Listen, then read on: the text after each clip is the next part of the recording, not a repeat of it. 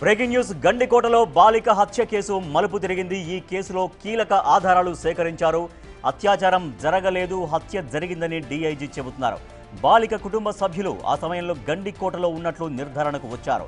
మృతురాలి శరీరంపై ఎలాంటి గాయాలు లేనట్లు సమాచారం. ఈ కేసులో అనుమానితుడు లోకేష్కు సంబంధం లేదని నిర్ధారణకు వచ్చారు. కాసేపట్లో డీఐజీ మీడియా సమావేశం ఏర్పాటు చేయబోతున్నారు.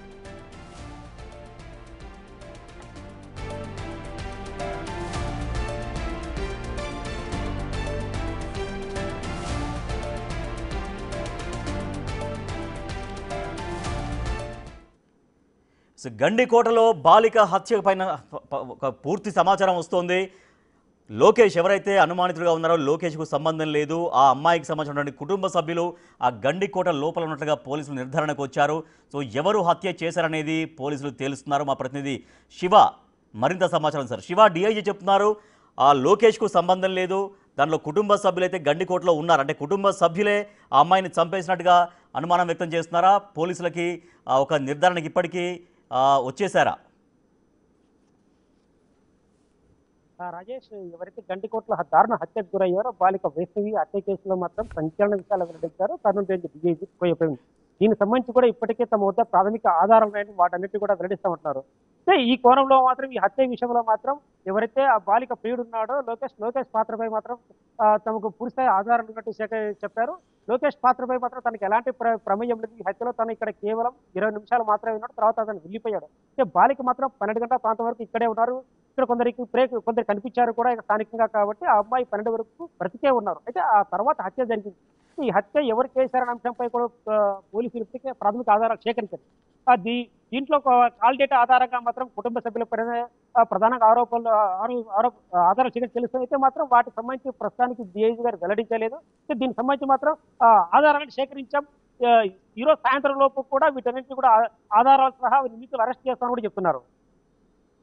రైట్ శివ, అయితే అంటే వాళ్ళు అంటే వాళ్ళ కుటుంబ సభ్యులే చంపేశారనేది ఇప్పుడు అనుమానం అయితే వస్తుంది.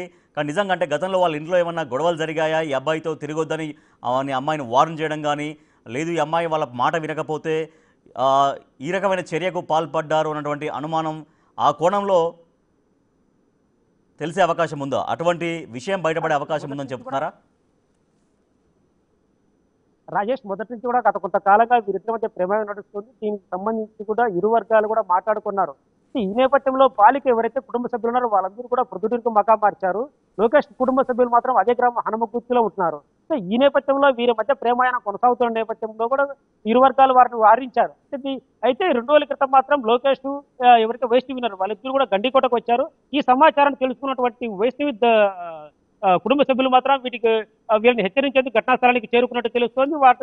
వాళ్ళు వచ్చిన నేపథ్యంలో లోకేష్ ఇక్కడి నుంచి వెళ్ళిపోవడం జరిగింది. ఆయన 8 గంటల ప్రాంతం ఇక్కడ వచ్చిన తర్వాత మాత్రం అతను 10:40 గంటలకు వెళ్ళారు. అయితే బాలిక మాత్రం అతను ఇక్కడే ఉన్నట్టు తెలుస్తారు. వాళ్ళ కుటుంబ సభ్యులు కూడా ఇక్కడికి వచ్చారు. అయితే వాళ్ళు ఎవరు వచ్చారు, ఎలా వచ్చారు? కుటుంబ సభ్యులు ముందే అక్కడ ఉన్నట్టుగా తెలుస్తుందా? కుటుంబ సభ్యులు లోపల ముందే ఉన్నారా, లేకపోతే వీళ్ళు ఇద్దరు వచ్చినటువంటి విషయాన్ని తెలుసుకున్న తర్వాత సో వీళ్ళతో నేరుగా మాట్లాడదామని అప్పుడు కుటుంబ సభ్యులు వచ్చినట్టుగా చెప్తున్నారా?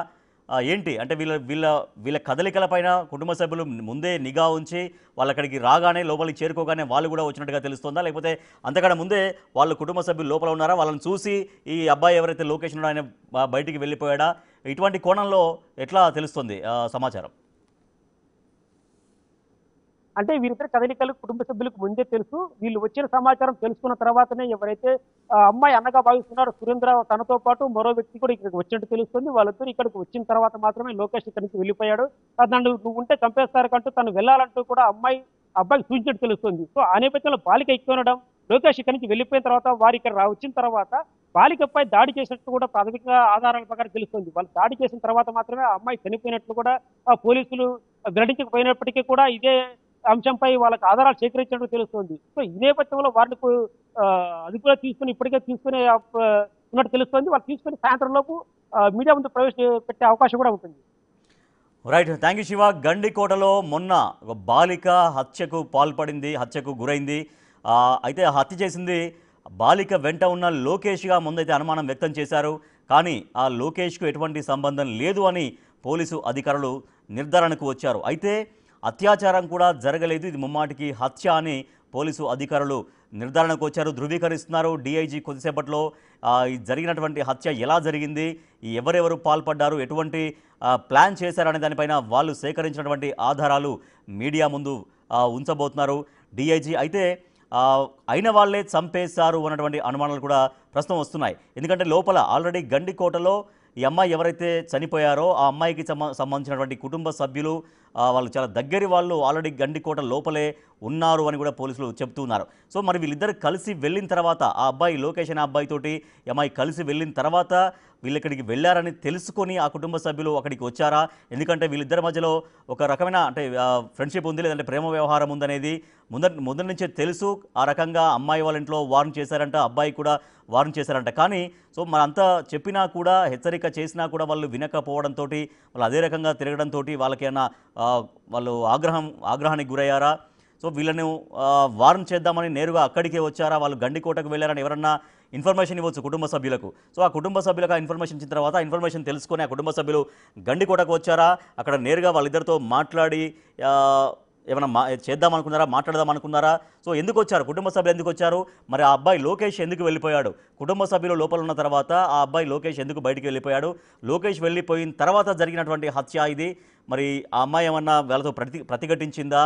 వాళ్ళు చెప్పిన మాట వినలేదా? దాంతో ఏమన్నా కోపోద్రిక్తులు అయ్యారా? సో ఇవన్నీ కూడా వాళ్ళు పోలీసులు ఆ వివరాలు చెప్పాల్సినటువంటి అవసరం ఉంది. సో ఇదైతే హత్య అయితే జరిగింది, అత్యాచారం జరగలేదు అని అయితే పోలీసు అధికారులు చెబుతూ ఉన్నారు. సో కొద్దిసేపట్లో డీఐజీ మీడియా సమావేశంలో దీనికి సంబంధించినటువంటి పూర్తి వివరాలు, ప్రాథమికంగా వాళ్ళు ఇప్పటిదాకా వాళ్ళు చేసినటువంటి ఎంక్వైరీలో వాళ్ళకి ఎటువంటి విషయాలు తెలిసాయి అనే దానిపైన డీఐజీ కొద్దిసేపట్లో మీడియాకు వివరించబోతున్నారు.